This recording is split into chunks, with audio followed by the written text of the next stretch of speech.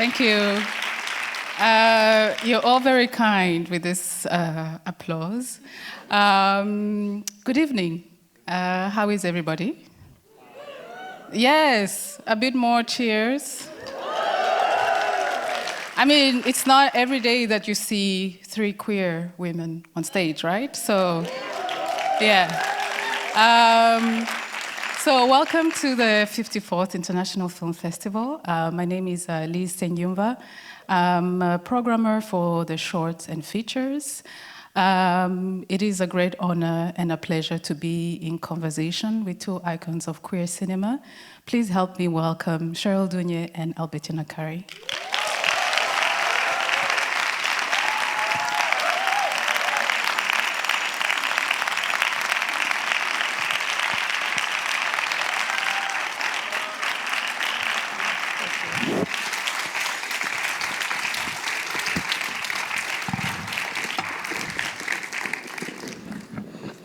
So I will ask a few questions to Cheryl and Albertina.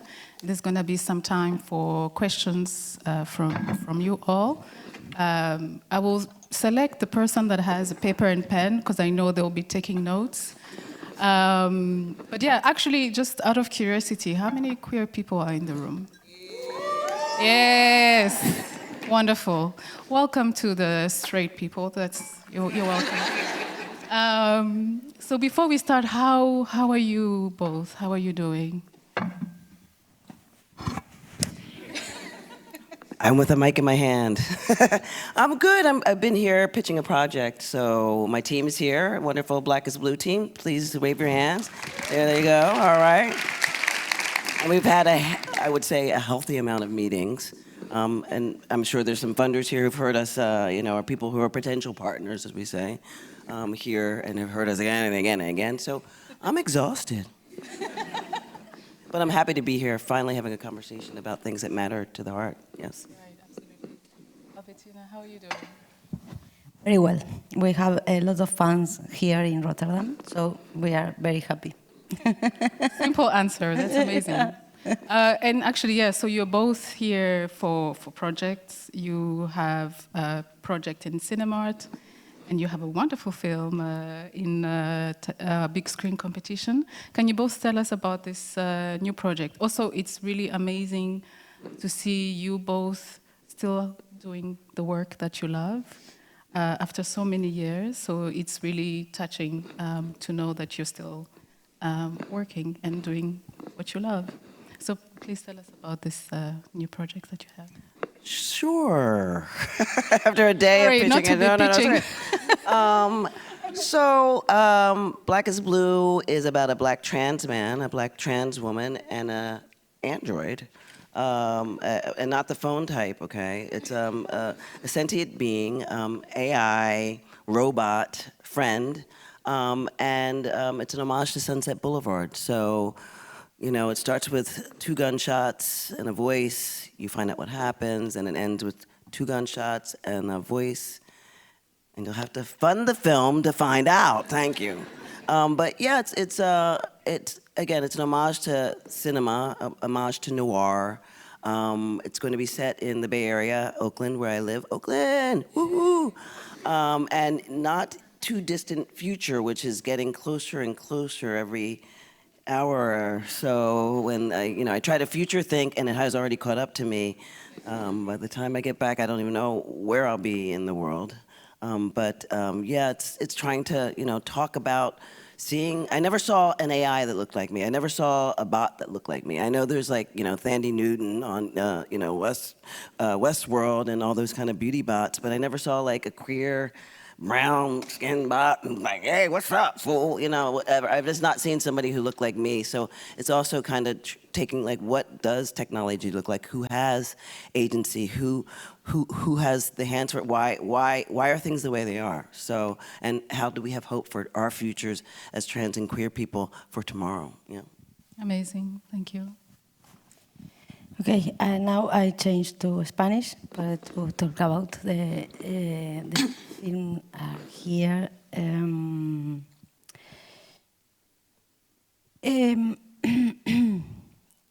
No me acuerdo cómo se hablaba el español.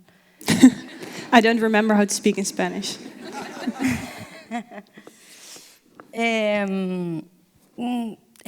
La película que estamos presentando acá se llama Caigan las rosas blancas y es una película que nace a partir de la experiencia de la película anterior que hicimos, que se llamó Las hijas del fuego. So the film that we're presenting here is called Caigan las rosas blancas, and it's a movie that was born from a previous project that we were making that is called Hijas de Fuego. Las hijas del fuego es una película que trabaja sobre el género pornográfico y era una idea que tenía hacía muchos años, hacer una película. Había hecho un cortometraje pornográfico con muñecas Barbie, de la colección Barbie, y tenía la idea de hacer una película porno con personas. So I already played for a long time with the idea of making a pornographic movie. I had already made a short film about with pornographic elements, which was with dolls, Barbie dolls. And I really wanted to make a longer movie that was about porno, but then with real characters in there. Pero esa película con muñequitos la hice más o menos en el año 2000, o sea que las personas que luego actuaron en Las hijas del fuego tendrían unos 5 años. O sea que es casi como un proyecto medio maquiavélico porque esas personas luego vieron esa película Barbie, crecieron y quisieron hacer la porno conmigo. So I made this movie in 2000, the one with the Barbie dolls. So then the people were 5 years old. So it's actually a very funny story, actually, because they grew with the story. And when I was working on the Hijas de Fuego, they wanted to work with me to make the real porno film. No, it's a joke, of course. Pero sucedió, o sea, sí es real que tuve que esperar 18 años al menos para poder pensar en hacer una película pornográfica militante como es Las hijas del fuego.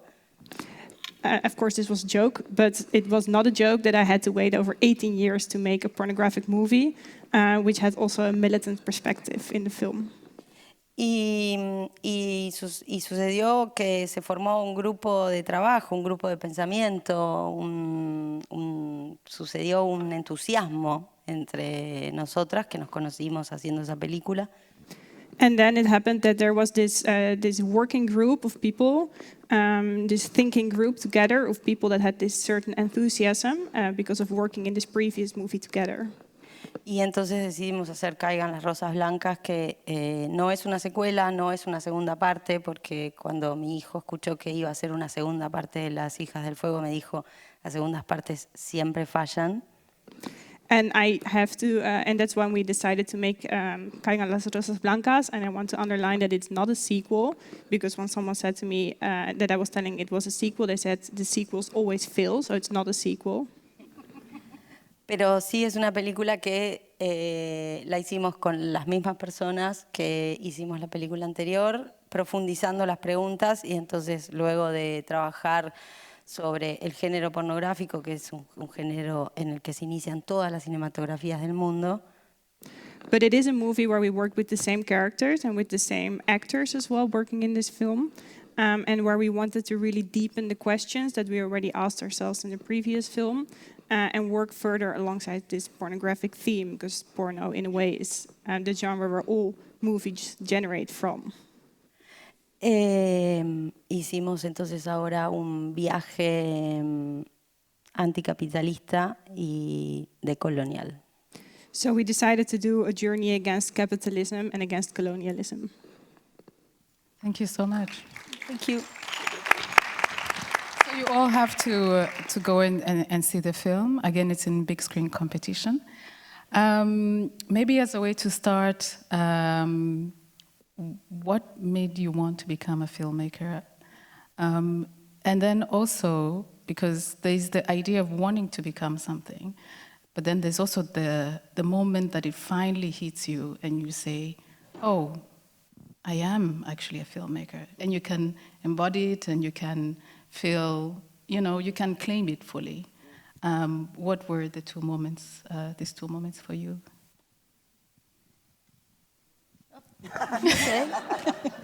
In Spanish? En mi caso particular fue un error de cálculo. In my case, it was a miscalculation.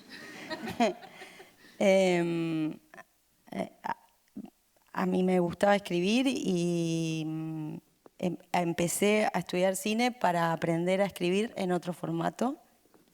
So I liked writing, and I started to study cinema to understand how to write, but in a new way. Y cada vez que termino una película digo, bueno, es verdad, ahora soy directora de cine, pero siempre es como que falta y por eso sigo haciendo una nueva película. And every time that I finish a movie, I think like, okay, yes, I am a film director, but I still feel that there's more to achieve, and that is why I keep on making new movies. Sí, o sea que nunca soy directora de cine. I am never a film director. Pero básicamente lo que puedo decir después de muchos años de hacer películas es que es un lenguaje como que está todo el tiempo en mutación. Entonces hay algo ahí que me intriga muchísimo y me interesa particularmente. But what I can say about filmmaking after so many years of doing it, it's that it's a language that is in constant mutation, and that is why it appeals to me so much and why I find it so interesting to continue working on it. Y es un espacio, no solo un lenguaje, sino también es una especie de territorio del cine donde se puede expresar muchas cuestiones sociales o políticas, pero también de un modo poético. And it's also a space, not only a language, but also like a territory, where you have the possibility to express your political opinions and let your voice be heard. In a poetical way. In a poetical way. Thank you. Important to add. That's very important. Very important. Thank you so much. Yeah, my answer to that is exactly the same. No, I would say, I started as a baby dyke, as we all more. Not everybody was a baby dyke. Not everybody. I was a baby dyke. I was born in Liberia. I grew up in Philadelphia. I was like an anarchist, I was an anarchist, lesbian, feminist separatist at one point. Working at the Wooden Shoe Collective in Philly and protesting and ACT UP and in the streets and studying political theory because I knew that was a space to make change and be involved more. Reagan was president at the time where I decided to switch gears.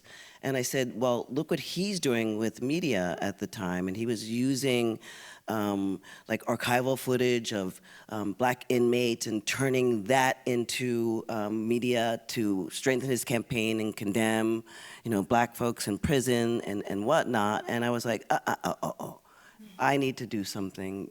If he's able to do that, why can't I do this? So that started me on the journey to gather images, gather knowledge about what I want to talk about. I sort of I switched majors and went into what was called radio, television, and film at Temple University, and just took every course I could and to get access to equipment so I could actually play, because I think it was very important to play at the beginning. And it allowed me to just, really create short work completion. And I think that's the whole thing. You have to kind of move through things. So I would, make these short work, and I used my friends. I only had my friends at that time, making little pieces. And so when I graduated undergrad, which we have this system where 4 years of college, I made a piece where I recorded a poet named Sapphire. I don't know if anyone knows who she is, but the movie Push was about that, was an adaptation of one of her pieces, but she wrote this poem called Wild Thing, and it was about the Central Park Five. I don't know if you know who they are, but there were 5 African-American young men who were accused of raping a white woman jogger, and this poet named Sapphire wrote this poem. And she read it at this lesbian event that I was at, some sort of women's festival. And I was a vendor, also was selling jewelry I made and all this kind of craziness. And I heard this voice reading this poem, and I just sort of dropped everything I did and walked over to Sapphire reading, and just like the skies broke open. And I was just like, can I record you? Just reading your poem, please. And so she allowed me to record her reading a poem at another event. I went to her, found her, and I taped it and had like a VHS recorder, and here I am, you know, this big crazy thing, and footage looked awful. It was like they had me in a corner and I didn't even know, and it was all dark, but the sound was great. So what I did was put my own images on top of it. You know, I put my friends and newspaper clippings and, you know, had her at the base. And that became this piece that just opened the door for me. It got me a fellowship into a graduate program at Rutgers, where I was able to study with painters and sculptors and become a video artist, which I don't know if there's video art that much anymore in the world. It opened this door for me to move from Philadelphia to New York. World there, and all the work that I made at Rutgers ended up at in a couple Whitney biennials. So being part of this queer new wave in the early 90s with my short work, meeting other artists, Annie Sprinkle. I just started meeting people. My world just started mushrooming out. And that's when I started to find my tribe. And that's when I started to see myself not in queer cinema. And I said, well, why am I not there? Why don't there's folks starting to make features then in the early 90s, Todd Haynes and, you know, all these sort of folks. And I said, well, who's going to make the first Black lesbian feature? Yep. And me, you know, so I basically just did it, you know. I just sort of gathered my, you know, crew, come on, you know, folks, let's make a film. And so we literally did it. And because there was no subject to look into history, I had to make up that history. And that was my empowerment. And I think literally at the end of the film, I go, I'm becoming a filmmaker. And I think that filmmakers are always becoming, because you always go back to the beginning of your sort of, for your subject, you find a way in, you get a tick, and you kind of figure out ways to kind of connect them. So I'm constantly becoming, but I think those were the moments where I sort of realized this is what I want to do.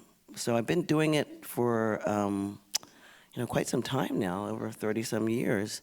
But I must say that sort of really landed with me after The Watermelon Woman, after that won the Teddy in Berlin in the mid-90s, 96 was it? And moved on through the world, ended up living in LA for different reasons. And then I went through the process again. I had another tick, and I ended up having a kid. I wanted to have a kid, so I have a kid, family, did all that. But then I was like, something is burning in me again, which was my partner at the time was Jewish, and we used the same donor. So I had Simone. They are now a grown person, and that person had Gabe, and they were white, ostensibly, and the donor was Italian. So I was pushing a stroller around, and some woman at the playground came over to me, a white woman, and said, excuse me, are you a nanny, and are you available to do work for us? Wow. And I was like, I got a tick, scratch. So I ended up kind of making work. So it's all about politics. It's all about sort of my engagement with the world. It's all about looking at people that look like me. It's all about intersectionality, always about Audre Lorde. Yes, I'm an Audre Lordean. And so I continually go back through that process of how do these parts intersect? How do I, you know, make poetry, once again, with my work, and how do I make it entertaining? Because I think it should be entertaining. It shouldn't just kind of hit you all the time. You should be able to have a lot of people enter into the film and take something away, be you queer or not queer. So there's a universality to my work where, you know, when some of my pieces show, people from all walks of life come and say they enjoyed it. And I think, to me, that says, okay, you are a filmmaker, you are a director. And that's the short of it. Amazing. And you said something important, which was that you noticed that there was a lack of, you know, Black queer life on screen. And, you know, there was a void, and you found a way to fill it. But then there's also the idea of walking into this room that nobody else has been, and trying to fill that void. I imagine that there is a level of creative freedom that you can have, because there's you are literally walking into an empty room. So there's that freedom of doing that, but then there's also a lot of pressure as well. I think there was no pressure because there was no body in the room. Nobody really cared. I mean, not to debase myself or anything like that, but the black lesbian woman is at the bottom of the totem pole of American culture. Nobody cares about a black lesbian, so I had freedom to do anything I want. Marginality is my strength, so I'm on the outside looking at everybody. I could step aside I'm watching you, every one of you. And then you learn stories, you learn, and you live life. I mean, again, I was a vendor, I've lived many lives, and you have to live those lives, and you have to look around to be able to tell those stories. And then the fear, or sort of like, what do I do in this empty room? I don't know, there was some TV show, I watched a lot of television as a child, and I was a latchkey kid, meaning I just came home and turned on the TV. And there's a show in America called The Brady Bunch, and I'm sure you had reruns of it here or wherever you are. And there was this concept when Marsha Brady, I'm sorry, I have to go this way, was afraid to do some sort of speech, and they told her to take off her glasses, and she wouldn't be able to see anybody, and the room was sort of blurry. So I just sort of take off my glasses, I don't see you, do anything. I can tap dance and cartwheel and actually do that. So that sort of initially broke my, fear of the stage, fear of sort of being out there, and I just, pretend I really can't see, which I can't without my glasses, So it's quite fun to be able to just know that I'm not. It's not a big deal,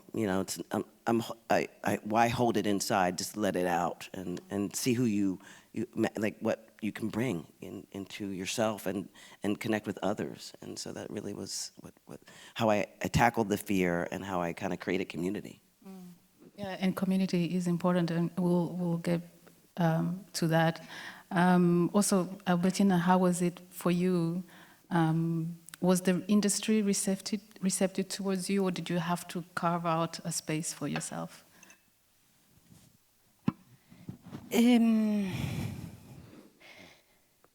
Sí, sí, no, como corresponde. Yes and no, that's how it is.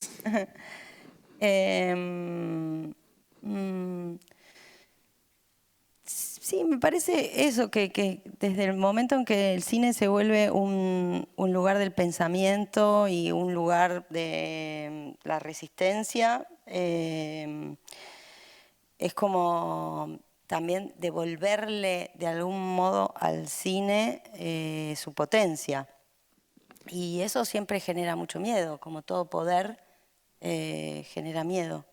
So I think at the moment when cinema becomes this place of thinking, this place of resistance, you give back power to cinema, and that generates a lot of fear also in people, always. Porque en general, digo, el dinero siempre va, o sea, la industria es el dinero, ¿no? Digo, para traducir.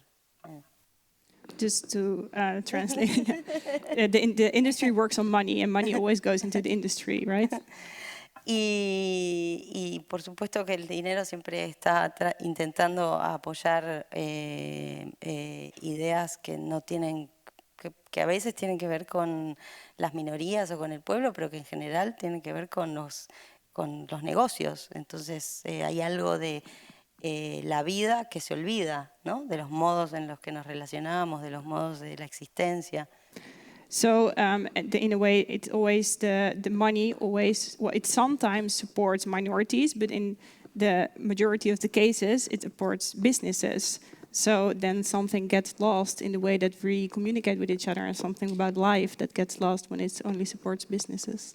Pero por eso también el cine tiene algo tan interesante, porque el cine es puramente tecnología, que es una de las grandes discusiones, creo, de este momento, ¿no? Como hacia dónde va el planeta tecnológico, pero teniendo en cuenta lo humano. And then there's also something very, very interesting, and that is that cinema is purely technology, and that's also a discussion that is being held nowadays. Like, where does it go? What is this industry with only technology going to? The world, not just the industry. To the world. Where is it going in the world, not only in the industry? Y en ese sentido creo que por eso el cine tiene como en este mismo momento una responsabilidad superior, ¿no? Más aún, digamos, como pensar realmente de qué se trata hacer películas, porque es como un momento bastante liminar con respecto a lo tecnológico y a lo humano, ¿no? Hay como una... And that is why cinema has like a higher responsibility even now, because it is telling the story. And sorry, you have to repeat 1 second. I lost you. Es un momento liminar, del límite. Yes. So it's like a limiting moment right now. Sí, con respecto a lo humano y lo tecnológico. Relating the human with the technological parts. Thank you. A round of applause Can I to say in English, but I prefer speaking Spanish. Okay. But your thoughts go very And she deep. speaks So very, sometimes- very, very nice and very well. No? A round of applause for Paula. She's doing well. Sorry.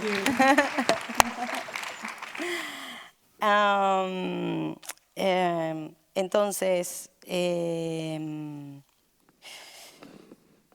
con respecto a si la industria nos recibió o no, sí, nos recibe cada tanto y a mí siempre me genera sospechas.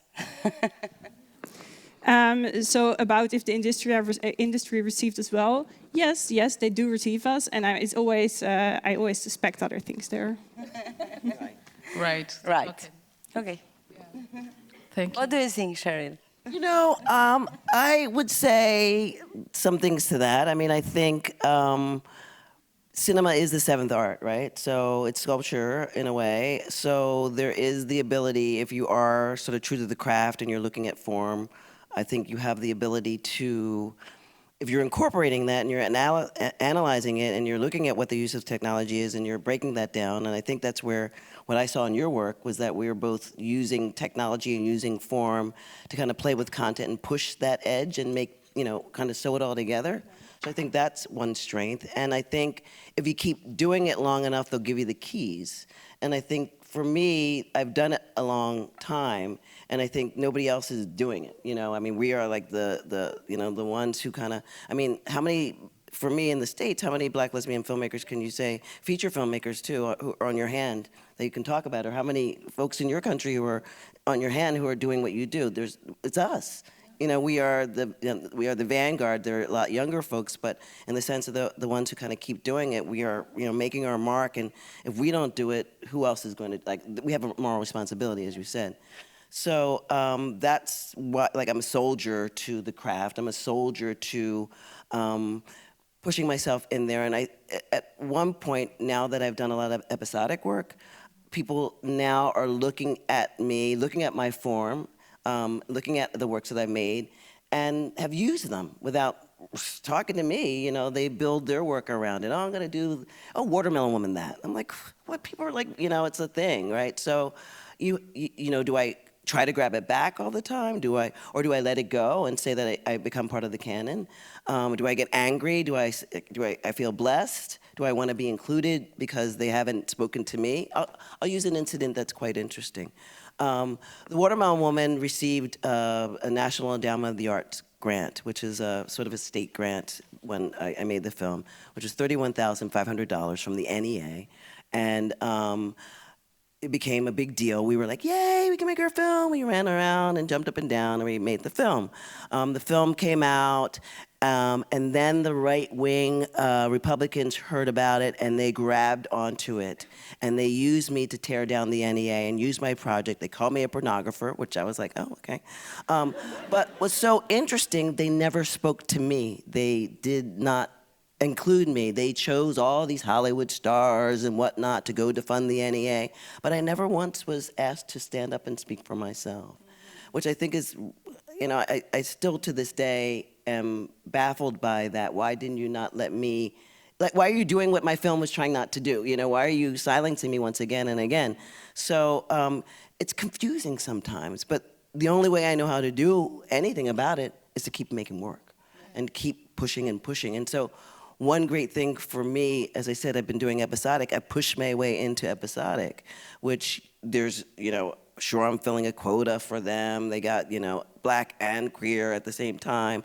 But I'm able to then go and subvert the image when I'm doing. I'm making episodes that are cray-cray, I'm using, it's not my show that I've made, it's not my money making the show, but I'm able to, cast the background that I want, right? Oh, I definitely want those two women holding hands. I definitely want to at least control the image as best I can in somebody else's image. So again, I'm trying to subvert what I do, even though it's, again, working for some of them, other people's systems and other people's images, but you could definitely kind of sense that I've been there and done that a little bit. And so, you negotiate and you take that money and you go make your own work, and so that's the other thing too. It's like, all right, I'll suffer for, a month on a show and then I'll go back and be able to, option a novel, which we've done, and with my company, Jingletown, that I run with Karina, my wife and partner, and now we're able to make more work, So it's a give and take, but we're in this awful system of capitalism. We're in this awful, and we're in the awful world of the internet. We're where we are, and I don't know how to change that, but I know how to subvert it and kind of control it best I can by doing what I do. That's about all I can say. Sí, y también pienso que hay en este momento del mundo que habitamos, del planeta en el que estamos, donde todo es imagen y parece que todo está contado en imágenes. So, and I also think that in this moment of the world, in this moment of life, where everything is images. Es como muy contundente la invisibilidad de determinados modos de vida, determinadas identidades, determinadas formas de relacionarse. Entonces ahí es donde me parece que el cine tiene como un deber aún mayor. And it's still very much happening that there are so many forms of life and so many forms of relationship. They are so invisible, and that is exactly why I think that cinema makes the difference and is so important. Sí, porque además hay algo como también de la lógica del desarrollo del capitalismo, donde si no estás en imagen no existís, no tenés una vida, pareciese, aunque más allá de las relaciones que se tengan en cada país o en términos personales o privados con respecto a las redes sociales, que por supuesto es muy mala. So there's also this logic in capitalism when if there is no images, you don't exist. Of course, except for the personal relationships that we have between each other and in each country, also with social media networks. You added something that I was. Por supuesto, la mía es muy mala. Your relationship is very bad with social media. Thank you. Of course. Yeah. But, pero bueno, entonces eso, creo que también la potencia y el poder de las imágenes también tiene que ver con eso, ¿no? Con la posibilidad de contar historias que no se suelen contar, de formas que no se suelen contar.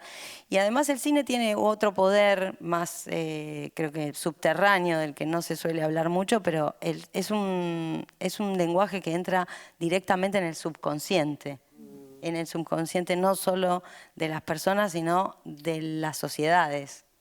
So, and that's also where the power of images lies, right? Because it has to do with telling stories, it has to do with different forms and ways of telling stories. But then there is also this other power of cinema, and that is the form of telling stories that enters directly into your subconsciousness.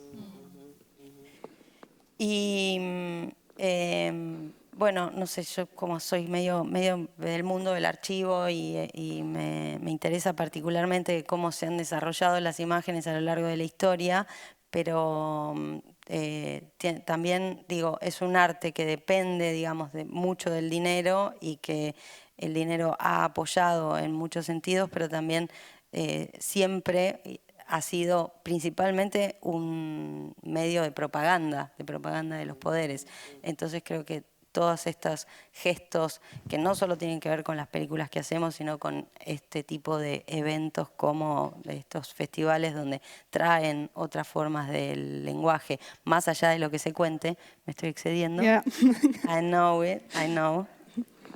No, so and it's also what I'm also very much interested in is about the developments in history, about how images and art, this cinematic art, is always related to money, and how it has in a way always helped. It has films have been helped by money, but it has also been used as a very much of a propaganda tool. And that is why also this spaces, these film festivals and these kind of events and these kind of talks are very important, because it's another way of using money to make cinema seen in a different way. Y hablo todo el tiempo de dinero porque soy de un país pobre. And I speak so much about money because I come from a poor country. Very poor country. We can relate. You mentioned so many things, and one thing I wanted to say actually. Well, good. It's great that you can, first of all, make a living in what you do, and also the money is very important, because how else are you gonna buy your wife jewelry? I know. You know, that's important. Gifts, clothing, anything. Clothing, we need vacation. Feed the dogs, vacation, and love, and just sort of support the life that we live, and make connections with other people too. Yeah. I mean, I think those things are very important. It's such a pendulum. It's such a it's a very difficult responsibility to be a person making media in this moment, and having to navigate those systems that. You got to do your research. I think that's really one thing as a maker, about where your money's coming from, what companies are owning the thing in the end. I mean, by the time you follow the dot and the line, you find the truth of, and then you can say yes or no. I think those are some things that you can do as a maker, and saying, no, I won't take this. It's hard, but I think you'll actually feel better morally in your heart sometimes. Yeah. So you have to kind of make those decisions, and no's are sometimes, don't keep saying yes. I think that was one thing I went through in my life, was saying yes, yes, yes.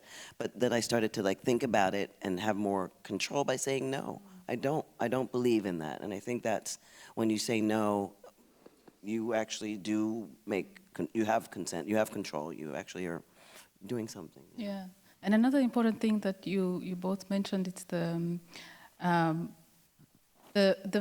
when you mentioned that it took, both of you have made work, but we don't see enough lesbian filmmakers or queer filmmakers still in the industry, which reminds me of something very important that Bridget Davis said, the director of Naked Acts. When her film came out in the 90s, she really had to do the producing, the distribution. The film was definitely ignored, and it had a life, kind of a second life later on, actually now, that it's been restored. And I want to hear more about this, because even, for example, The Watermelon Woman, the film that came after Pariah was literally 15 years later. So it's the idea that you can get into the industry, but it's almost like not too many of you can get into the industry. I agree. There are gatekeepers. The one person who allowed me to move from being features into episodic wasn't there when I was starting to make work. So that world, I was going to be episodic. I didn't know about television. I watched it. Television is something I consumed. So thinking that I could ever be a maker was never going to happen. And when I did my second film, Stranger Inside, there were shows, but I was never being asked to be a part of that boys' club. It was only until, I guess, 2017 when I became a part of the Academy, when I won some other big award and just sort of moved through some hoops. When I became a professor, finally, after teaching adjunct, I was at an event where Ava DuVernay, strolled in the room with her film, The 13th, and she came over to me and she's like, "Cheryl Dunye, I love your work." And I said, "Ava DuVernay, I love your work." She's like, "I have a show called Queen Sugar. Do you want to direct?" And that show, she actively hired women directors, to make her television show, and gave us this opportunity. Julie Dash, myself, there are about 45 of us who went through Queen Sugar, 6 seasons of it, and were able to empower ourselves and make decisions to either go further in it or not. But upon that moment, I became renewed, as you said, and I became available to a wider range of audiences by just that act. And I was able to make more work that just doesn't have to speak, about my identity as a Black lesbian all the time, but as a media maker, as somebody who makes work, and so it became a little different. Again, when do you think you're a filmmaker? When do you think you're a director? That moment really empowered me and just changed, again, I call it mushrooming, not because that happens, though it does in the Bay if you ever want to come. But I feel like I mushroomed out, and you just kind of have to go through these moments where you open the door, walk through, and see there's another door, and you have to kind of walk again, open that door, walk through. And so that was a moment where I sort of expanded and was able to then think about a whole set of other ways I could make work, subvert work, stories that I wanted to tell. Who can I hold the door open for?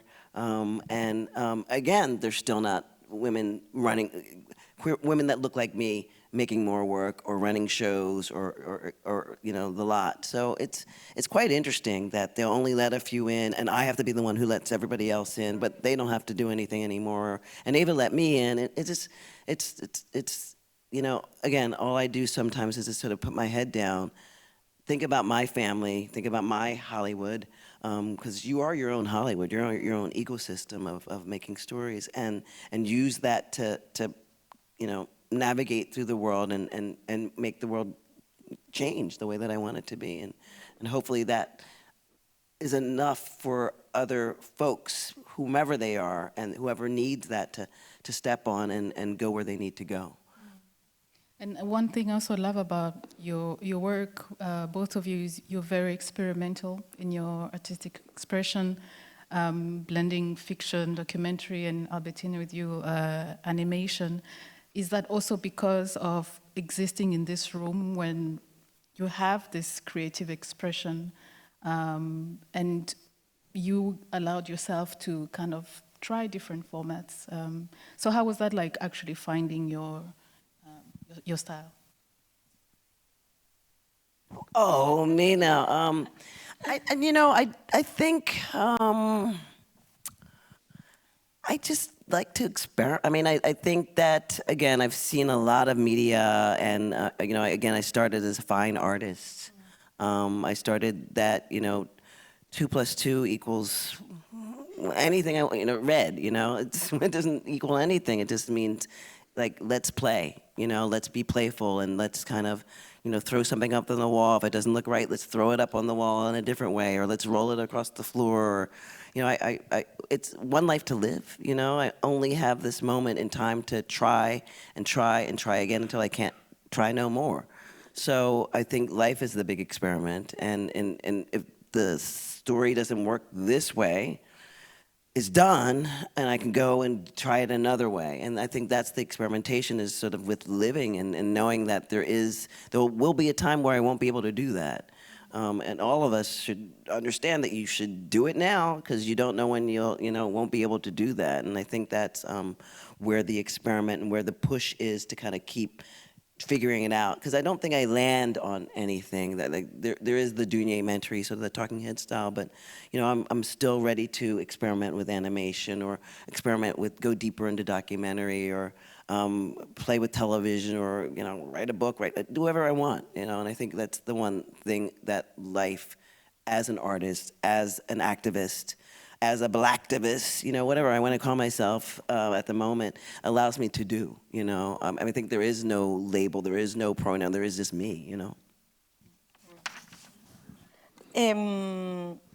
Sí, a mí como en general cuando me dicen que hago cine experimental, medio me ofendo. When people tell me I make experimental cinema, I am kind of offended.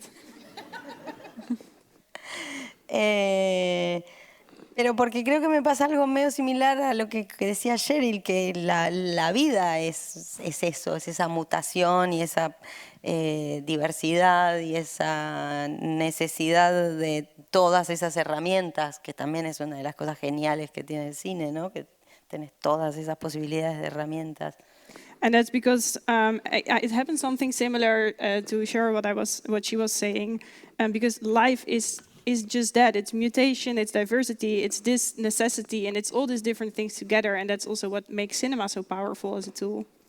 Pero entiendo que, claro, hay para un montón de personas que tal vez no lo sé, por eso entonces lo tienen que poner como esa ruptura con respecto a los lenguajes hegemónicos o con respecto a las afirmaciones. Porque en realidad también estamos hablando de un medio, el cine, que es profundamente conservador. So it's also, I understand that so many people don't see it this way, and that's why they have to see it as this thing, experimental cinema, this breaking of the hegemonic way of speaking. Because actually, when we talk about cinema, we're talking about this medium that's actually very conservative.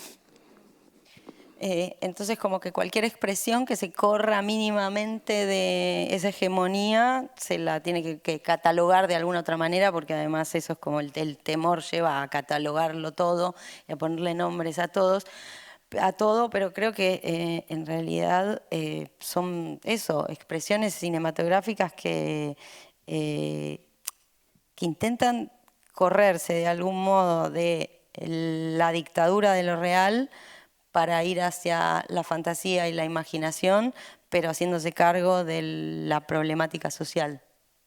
Es un análisis que acabo de hacer del cine de Cheryl y del mío, que no tienen nada que ver, pero bueno, estamos en esta.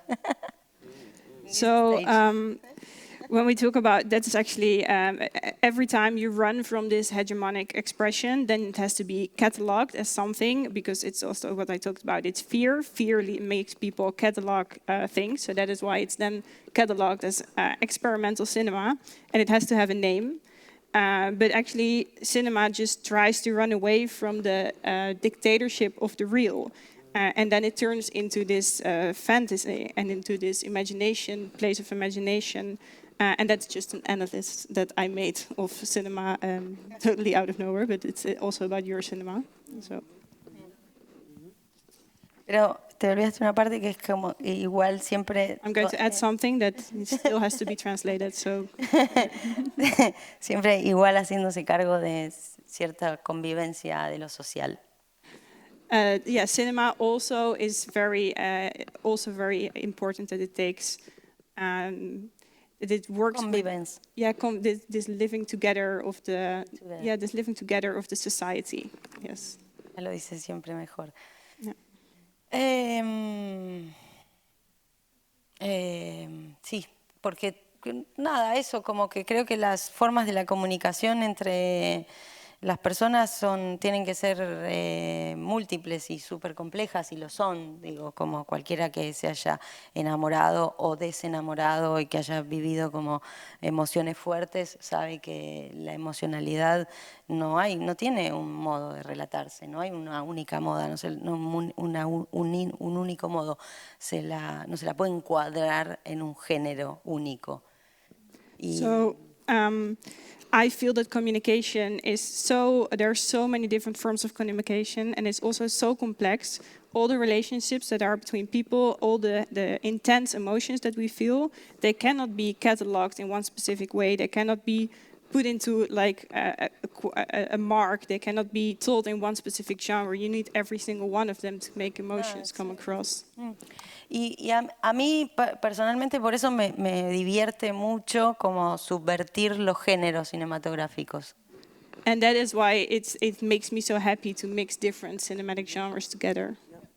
Sí, you too. Yeah, no, I think that's exactly. You find the genre that works for this kind of story you want to tell. You know, people go, "Oh, what kind of films do you like to make?" Like, any goddamn film I want. You know, that's the kind of film I want to make, right? So you figure it out. What you need to do, you know, and you use that, right?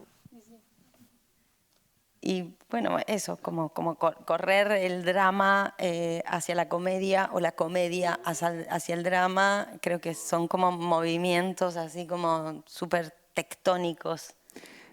So this way, when you run drama to comedy and comedy back to a drama film, I feel that it's like this tectonic movements of territories.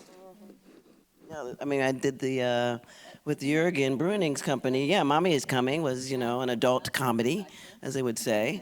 And people were like, what? Okay, right? But again, it had to be done. And I wanted to see bodies that look like me telling a long form story in, using porn as the base, but also using humor. I mean, that was What's Up, Doc? If anybody's seen that film with Barbra Streisand, the suitcase and the mixed rooms, and just, oh my God, who am I having sex with? Turn on the light, it's my mom, that type of thing. So that was, see the film if you want, right? So it's again, like, you figure out what you need to do and you make it, right? I mean, you're just all dropping truth bombs. I just want to snap my fingers all the time. This is a great segue into the clips I'm going to play because, we're talking about how to be, to use the different genres depending on what you want to say. ¡Qué sorpresa! What a surprise. Yeah. How was that like working on a film that was so, I was emotional watching it. How was that like working on this, especially considering the subject and how emotional it was? Bueno, fue hace muchos años. Yo era muy joven cuando hice esa película. Sigo siéndolo, pero ya no tanto. It was a long time ago. It was many years ago that I worked on this film. I was very young then. I'm still very young now. Y la hice claramente también por esto mismo que estábamos comentando antes alrededor de la visibilidad y la existencia. I made it exactly for the reason that we were talking about here before, about the visibility and existence. Bueno, entonces tengo que hacer como una especie de intro por si alguien no la vio. Es mi propia historia. Mi madre y mi padre fueron asesinados durante la última dictadura militar y secuestrados de esa casa en la que vamos a filmar esa película. Y la dictadura en Argentina fue un tema muy tematizado por el cine y la literatura. So I have to put this into a little bit of context for the people who haven't seen this movie. It's my own story. My parents were assassinated during the last dictatorship in Argentina. They were kidnapped from the house where we're actually filming in. And the dictatorship in Argentina is a topic that is very much treated in cinematography, and it's very dramatized in cinema. Y cuando de pronto tuve edad para hacer películas, que bueno, tal vez no tenía la edad suficiente, pero ya sentía que las podía hacer, porque empecé a hacer películas muy joven, me obsesionaba que todas las películas que se hacían en el país alrededor de la dictadura hablaban de algo que no tenía nada que ver conmigo, pero era mi propia historia.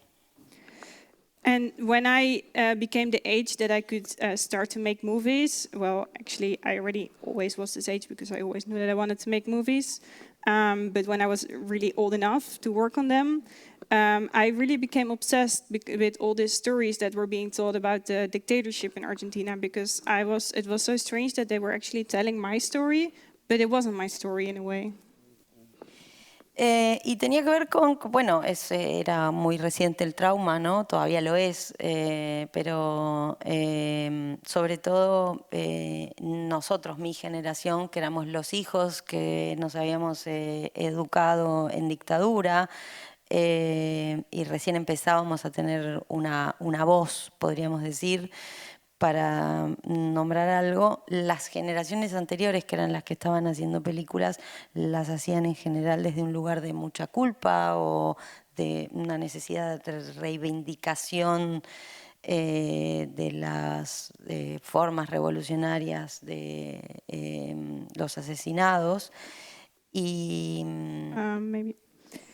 So the trauma is still very, it's a complex topic. The trauma is still, it's still very recent, and actually my generation, the children of the dictatorship, the children of the people in the dictatorship, we were this new voice, because the people that came before us, they were the generation before us, they were still all making these kind of stories out of a feeling of guilt, of a feeling that they had to retaliate themselves, and they were all talking about these assassinations that had been happening, but we were the new generation. So.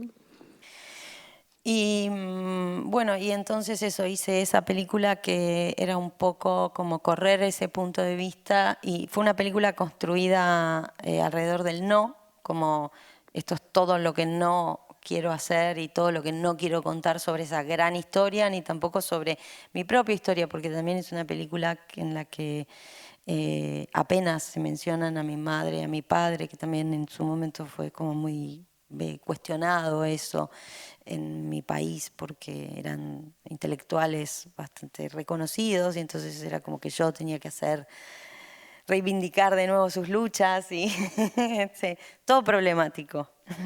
So I actually made this movie to bring this point of view across, and it was a movie that really it's constructed around no, around the concept of no, about what I didn't want to tell, because in this movie I hardly mentioned my parents, and it was also very much questioned around me, because my parents are these intellectual people that they were known, and going back to this former line of filmmaking, it was really expected of me that I would like retaliate my parents and tell their story.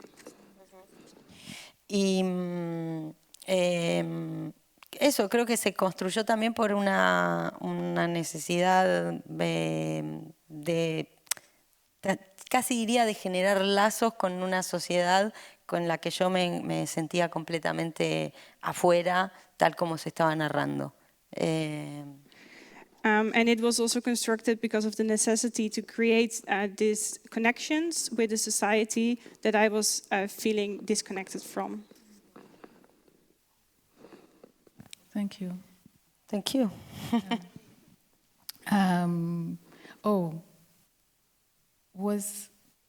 In a way, did the film allow you to grieve somewhat, to go through your grief?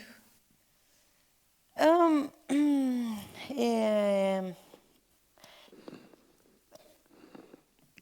mí no, a mí no me gusta como ponerle al dar como a ver, es una película, eso insisto, súper particular, hecha en un contexto muy particular también, porque por otro lado, en aquel momento en que yo estaba haciendo toda esa película, de algún modo en contra de los discursos que circulaban, también todos esos discursos eran súper importantes políticamente porque todavía había una especie de batalla cultural en el país con respecto a qué había sido esa dictadura, si había sido una dictadura o si había sido una guerrilla, si había sido un genocidio, y etcétera. So, also this movie it was a very particular movie, and it was made in a very particular context as well, because it was going very much against the discourse that was being held there at the time. And there was this battle still going on about the genocide, the dictatorship, about is it like a guerrilla movement, and so there was a lot of different points of view going around at the time. Y es curioso porque en aquel momento fue como algo muy disidente y por eso como generó como mucha incomodidad en distintos grupos, digamos. Pero después, eso fue hace 20 años. So it's very curious because that's why this movie was seen as very dissident, very different from what was being told. And it also generated a lot of questions in the environment that it was shown in. What? Yeah. You want to make questions Yeah. Pero es curioso, digo, porque luego eso sucedieron 20 años en el medio y pasaron muchísimas cosas en el país y en el mundo y etcétera. Y ahora mismo volvieron los discursos negacionistas en el país y es como una curiosidad absoluta, o sea, es como algo que parecía que estaba saldado, resulta que ahora se vuelve a discutir. And it's very curious because 20 years have passed. It's a totally different moment now. But there are so many things that are discussed again now. This same discussion that was being brought up by my movie, it's now we're in a moment of history now where it's being brought up again. Por lo tanto, si me preguntan en términos personales, yo no hubiese hecho nunca esa película porque ahora de nuevo tengo que estar saliendo a dar explicaciones sobre mi madre y mi padre. So if it were for me personally, I would have never made this film, because now again I have to come and tell my story about my mom and my dad, Y ya no tengo edad para eso. and I am too old for that now. No, it's a joke. Again. Don't you feel like you're always telling that story somehow in some of your characters? There's a little piece of that same narrative. You see that in a lot of filmmakers and artists' work. You know, it's the same palette The somehow. problem of the art. Yes, no, it is. The objective. I don't know. Yeah, no, I know it's a problem. It's an option. It's yeah. you know, it's the power of our work. Yes, You know. the- And then I love what you said about if we're not. I think we're not doing our job if we make work that does not leave you with questions, does not leave a mark on you. If you leave something and you're out and boom, you forget about it. That's most of television and movies now. But if I'm not leaving you with something to take away, to have a discussion, to I guess social media now and then I didn't do my job. I just didn't do my job. So I feel like I continually have to. It's not even through subversion. I just didn't do my job. So I guess that's our my moral responsibility. Sí. Yeah, and I asked the question because it helped me grieve my own story. So, and that's where the question comes from. I had so much fun. We should actually do a screening of all your short films. I had so much fun watching this, and then I had this thought, like, if I had gone on a date with you back then, I would have ended up in one of your films. Because I was wondering, were you going on these dates and then coming back home and writing the script? Oh no. I watch. I was not going on dates. I was actually literally in the corner with my little friends and just watching people, trying to be on the inside when I was on the outside, and thinking I wanted to be on the inside with those kind of cool folks, but I was right where I should have been. I was right there, kind of grabbing images, events, people, places, things.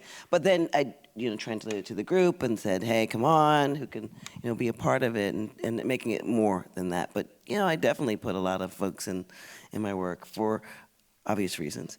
But it does help, at least I thought it would at one point, like, get me more dates, or I'm a director, come on, the cast, the couch, and this and that. It never works out that way, kids. It doesn't. It doesn't last long either.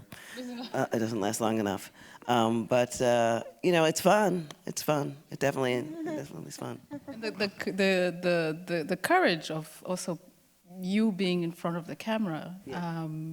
Was that you always knew that when you were going to make your films that you wanted to be the person that we get to see and interact with?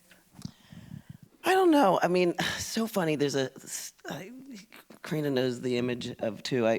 When I was younger, I watch a lot of television, and I remember I wanted to be an actor, a young actor, and I somehow I don't even know. And my mother was not supporting it at all. I just did it all on my own. And this is when kids were able to do what they wanted to do and sort of figure it out, right? So I don't know how I looked up a child acting agent in the yellow pages and found this agent and And she sent me on an audition for a new black show that was happening at the time called The Cosby Show.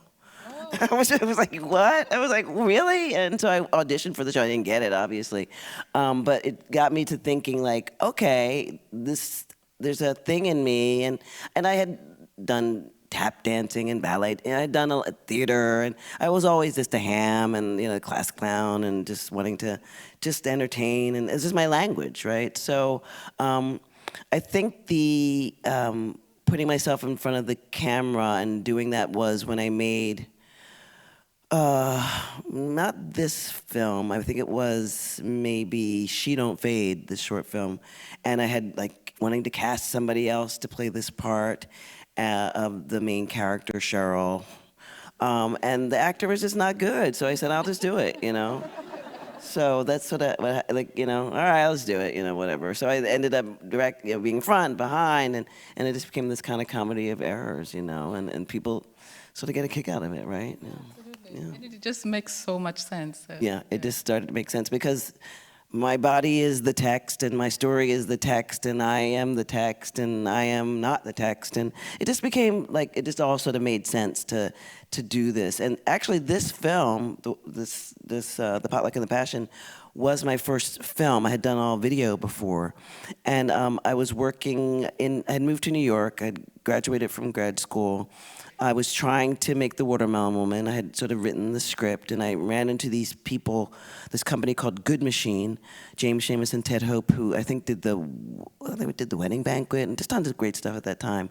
And they saw my video work, and they were like, you know, you have the script, but nobody knows your video art. You have to make a film. So I was like, okay, I'll make a film, and we'll send it to festivals. We know, a great festival in Rotterdam we can send it to. I think it came here, and so that was the film that I made to make my first film, because it was in film. Then that preceded making The Watermelon Woman.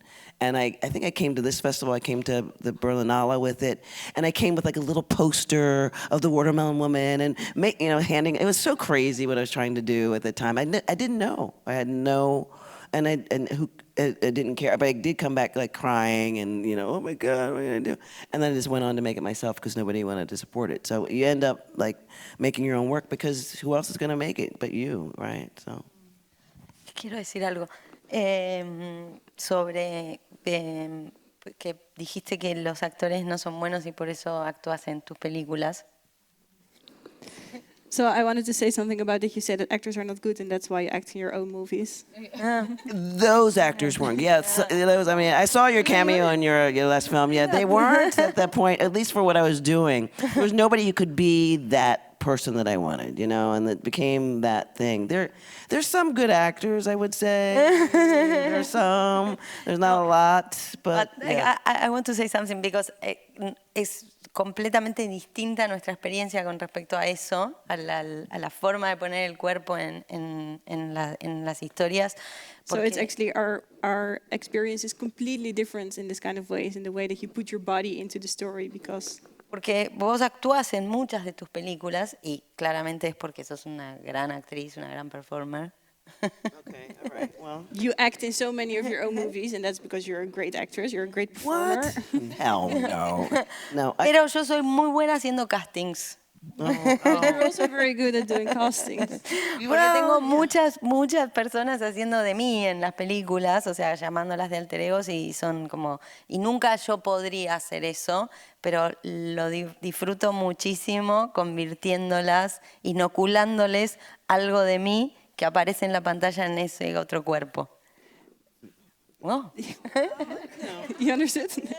And yeah, because you're so good. I have so many people on the screen acting like they're me, and I enjoy so much to shape and cultivate them into me on the screen. And you are actually already there yourself on the screen, and that's something that I admire in your work. Oh, thank you. Thank you. I mean, the thing is, I don't know if I would do it again, though. A lot of people have asked me to be in their films and act again, and I'm like, no. It's a lot of money to get me to do that again. But with my second feature, they would not, and I wrote a whole part for myself, Stranger Inside. They wouldn't let me do it. The company that made it said, no, we just need you to be a director. So I was doing a cameo like you did, just sort of somebody that, I did my Hitchcock, just sort of you breeze by and you see me and then try to, where's Waldo, it was like that type of thing. So, but it's interesting. You look for that, and now I'm looking at different things. Now I'm looking at people who embody. I look for people who've been in theater, who have a command of the stage, who have a different form of practice than people who are solely TV and film actors. Like somebody who knows how to command space and walk around, have a volumetric sense of performance instead of this kind of flat performance. And I think that really is something that I look for when I cast. Bueno, casi sería como una pregunta sobre qué es actuar, ¿no? Porque hay algo también de la relación esa que creo que si bien hacemos películas súper diferentes y con un montón de recorridos súper diferentes, hay algo en la manera en que la cámara se relaciona con los cuerpos en escena que tal vez tengan algún correlato nuestro So cine. it's actually more of a question of what is acting, right? Because it's also this relationship about the way that the bodies that are acting, that are on the screen, are connected to the camera and how they are correlated in some different kind of ways. The blocking, where you place the camera, where they move the camera, how close you put the camera, all those things matter to me now as a filmmaker, but they didn't then, and I think I've grown, I guess, in that sense about having the power of the image, controlling the image a lot more, and knowing what that can do with an extreme close-up, too. And one thing that being an artist, I know you started in video as well, is you can just keep shooting. And now it's digital, you can just keep shooting and shooting and shooting and trying and shooting, and then you go into the edit, and then you kind of make some decisions, but you need to capture as much as you can.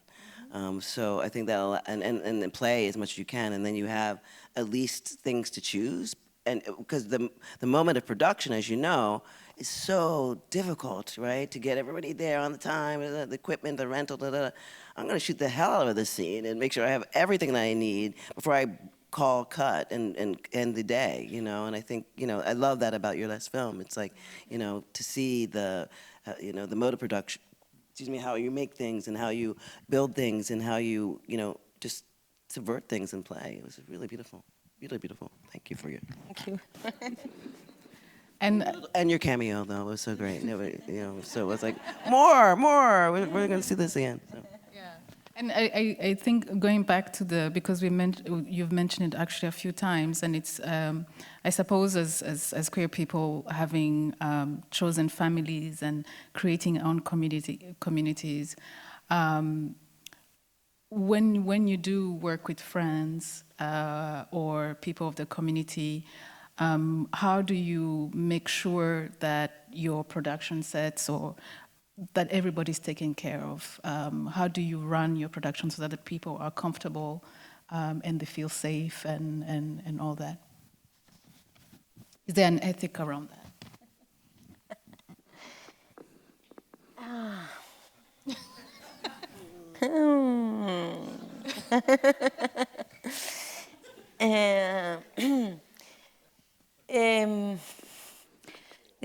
Es mucho tiempo, que lleva muchas horas de vida y muchos años de vida hacer una película.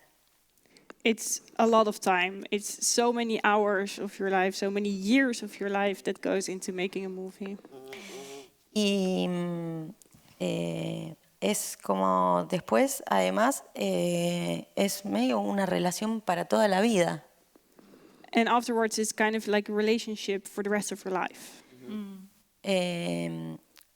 Entonces son como muy diferentes las experiencias de mis primeras películas, donde lo hacía así como muy arrebatadamente, como elegía a las personas por que me gustaba lo que hacían o porque me parecía que podían funcionar en determinado rol, a como lo hago ahora. So there's a huge difference between my first movies, where I just casted the people because I thought they might maybe work in one specific role, or it was a bit more of a risk, and I have made a huge difference in how I'm doing that now. Porque bueno, eso también creo que con los años empieza a valorizar el paso del tiempo, y me di cuenta que finalmente mi vida es eso, es el cine, es con las personas que tengo todo el tiempo alrededor. Entonces ahora soy como muy exquisita eligiendo a las personas con las que trabajo. Y solo trabajo con gente con la que me siento muy cómoda afectivamente y éticamente, diría. So It's also because over the years, I have come to really appreciate this passing of the time and the time that we spent really on making this movie, because this is what my life is. My life is cinema, my life is filmmaking. So I have become very, very exquisite, or very explicit about the people that I want with me. And I always choose people that I feel very comfortable with, both effectively and emotionally and ethically. Yeah. E incluso no solamente esto que las películas llevan mucho tiempo, sino también como todo lo que después la película te hace en términos históricos y existenciales. Entonces hay algo como de eso, se convirtieron en objetos para mí de mucho respeto y mucho cuidado eso, me importa muchísimo cómo se hace la película, quiénes están alrededor de la película, pero además porque todas esas personas que no se ven en imagen, igual están dentro de la imagen. Es una de las magias del cine. Cada una de esas energías están adentro de la pantalla. So it's not only the time, it's also what happens afterwards when the movie is out there and these historical and existential changes that come with it. I just treat everybody with so much respect and so much care. And it's not only the people that you see on screen, it's also all the people that you don't see on screen, that the ones that have been around with the process. And that's also part of the magic of cinema, what's the whole community that you create around it. Exactly. No, yeah. I mean, I think my first and second, like when I have my own production, I try to hire queer women and people of color as keys, meaning the heads of departments. So like most of my productions have those folks leading departments, and I look for the best in those fields. I also try to look for the best. You know, sometimes you assume like, okay, I'm gonna hire a young sister, young brother, and sometimes they're not the right person for this. You think you're gonna help the community and this and that, and sometimes they're just, no. You know, I just want somebody who actually knows their craft, respects me and the craft. And I think because it's, again, something you're going to live with forever and ever and ever. And they also have to respect for everybody around there. So it's a little test, it's a little give and take. But for the majority, in particular, I would say around Stranger Inside, which is my first sort of big television movie, I hired all women, queers, and people of color as heads of department. And it was all that in the cast as well. It was all like it's a women's prison film. So you definitely really want to make sure you have, everybody felt like they were taken care of when we were on this campus for, you know, a month or so. So I just looked at the time. I literally thought we still had an hour. But where's Nina? How long do we have? 5 minutes. Oh, wow. We can go on. No, more. Nina. Music.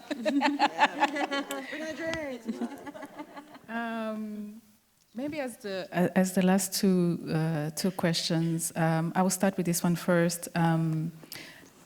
You know, we are in a difficult place right now. You know, multiple genocides happening at the same time, instability everywhere. How, and I suppose there's some filmmakers in the room who are maybe feeling losing hope, I guess. Is there any sort of advice that you would want to give to young filmmakers? Because you know... Que no hagan cine. No to cinema. No, it's a joke, of course. It's a joke. Yeah, is there any advice on... Make your work. Make Dig the work. in. You know, it takes years to make a project, you know, right? A couple years, and especially with a feature, it takes, I don't know, good 5 years from, you know, idea all the way, you know, out the door to, you know, being on the screen. Dig deep, dig in, make your work, surround yourself with those people who are going to help you make your work, help them make their work. Your work is your activism, your work is your fire, your work is your passion. Find those people who create that fire with you. You know, push, you know, push yourself into places, you know, push yourself all over places, see work, connect with people, get offline and engage. And I'm glad you all are here. Thank you.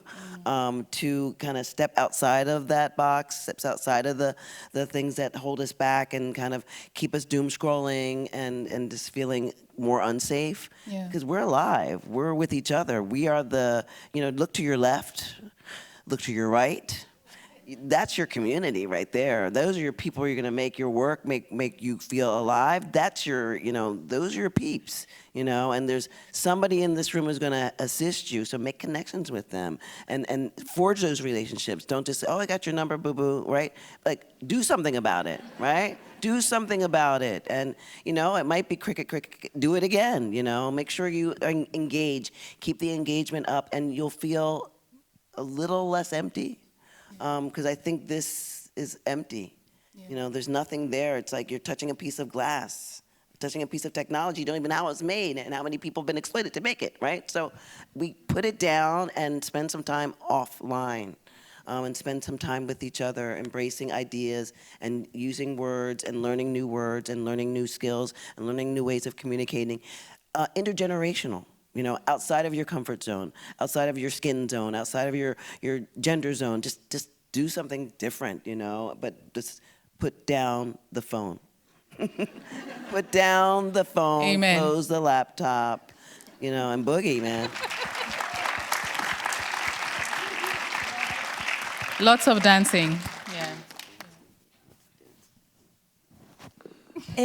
Bueno, put down the phone. Y saquen los libros y lean. Take out your books and read. Yep. Read to each other. I think that's the fun thing. Ooh, the sexy reader at night. Read me a story. You choose or I'll choose, right? Read me a story. You know, surround yourself with storytelling and think. Close your eyes and dream. I think that's really fun. I love that I see books everywhere, you know, so.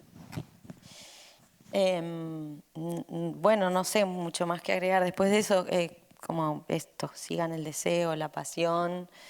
Algo de lo que hablábamos antes, como de cómo se forman los equipos, ¿no? Como buscar personas con las que sentirse a gusto en términos emocionales, afectivos y espirituales, éticos, poéticos y políticos. Uy, un montón. Pero bueno, existen, así se hacen también las películas. So I don't know Confíen en eso. what to add after all this that has been said, but I want to get back to what we just were saying before. The team is so important. Find your people out there. Find the people with who you connect emotionally, spiritually, politically, poetically, ethically, in so many different kind of ways. But they're out there, those people, and find them.